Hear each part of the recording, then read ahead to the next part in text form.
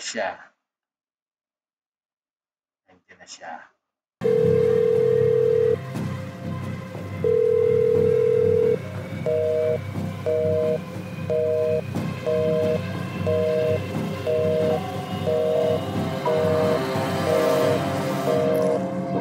Busy ah. Ayaw sagutin yung phone.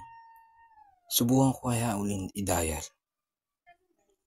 Baka may ginagawa siya.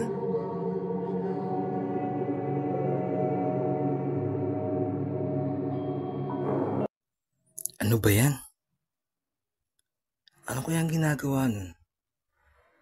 Pupuntahan ko sa kanila. Lalabas na ako ng pinto.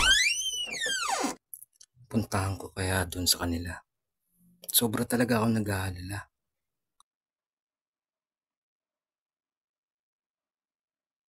Ngayon ko lang siya tinawagan na hindi niya sinagot yung phone. Ano kaya nangyari sa kanya? Di naman sana.